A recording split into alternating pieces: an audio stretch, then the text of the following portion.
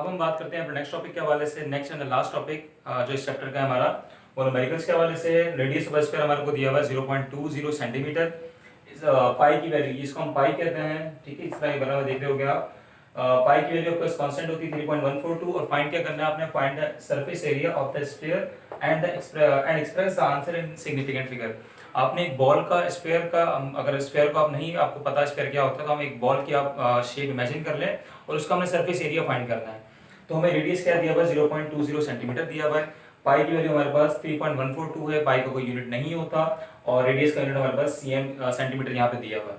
Required जो हमें find करना है वो एरिया फाइंड करना है। सॉल्यूशन की अगर हम बात करें, सॉल्यूशन हमारे पास फार्मूला जो होता है एरिया का वो होता है A = 4πr²। 4 हमने एज इट इज देख दिया, पाई की वैल्यू हमारे पास 3.142 होती है तो हमने यहाँ 3.142 पुट कर दिया। आर स्क्वायर है, आर के ऊपर आपने स्क्वायर देख रहे हैं तो आर की हमें वैल्यूज रखनी है और इसके स्क्वायरिंग करनी है। 4 को हमने मल्टीप्लाई करवा दी 3.142 से, जो आंसर है उसको यहाँ लिख दिया। और 0.20 को जब हम स्क्वायर कराएंगे, 0.20 का स्क्वायर का मतलब ये है 0.20 को मल्टीप्लाई करेंगे 0.20 से, तो जो आंसर है हमारे पास वो ये रहा।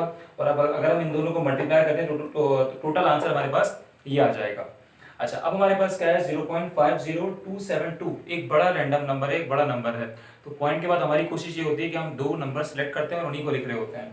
तो हमारे पास 0.50, तो दो डिजिट हमने सेलेक्ट कर लिए और हमने यहाँ लिख लिए।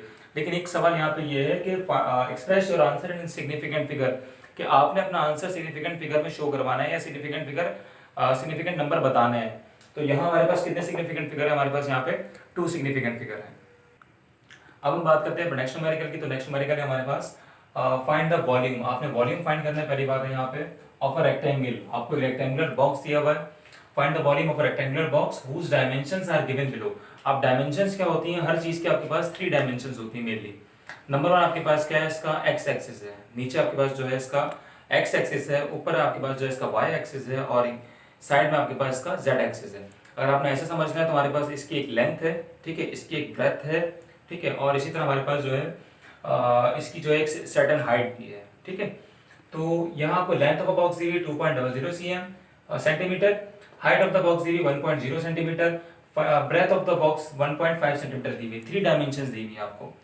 डेटा आपने बनाया लेंथ इक्वल टू 2.00 सेंटीमीटर के बराबर है, हाइट आपके पास 1.0 सेंटीमीटर के बराबर है और ब्रेथ आपके पास 1.5 सेंटीमीटर के बराबर है। रिक्वायर्ड आपने क्या फाइंड करना है, वॉल्यूम फाइंड करना है। सिंपल है, हम किसी भी चीज़ का जब हम वॉल्यूम निकालते हैं तो उसकी तीनों डायमेंशंस को कंसिडर करते हैं। उसकी लेंथ क्या है, उसकी ब्रेथ क्या है और उसका आपके पास जो है वो हाइट क्या है, ठीक है। लेंथ, ब्रेथ और हाइट की हम बात कर रहे होते हैं। तो वॉल्यूम का आपके पास फॉर्मूला सिंपल क्या होता है, वॉल्यूम बराबर है लेंथ के, ब्रेथ के और हाइट के। अगर आपको ये तीनों चीज़ें पता है कि उसकी हाइट क्या है, ठीक है, उसकी लेंथ क्या है और उसकी ब्रेथ क्या है, ठीक है, तो हम इजीली वॉल्यूम निकाल सकते हैं। तो length multiply by breath multiply by height, length की वैल्यू 2.0 है, हमारे पास 2 रखा हमने यहाँ पे, ब्रेथ हमने 1 रखा और यहाँ हाइट हमने 1.5 रखा।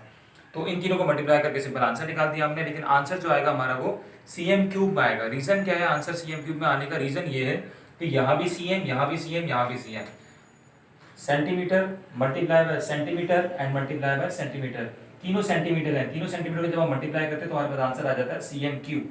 तो हमारे पास टोटल आंसर जो है वॉल्यूम का वो cm³ आया है।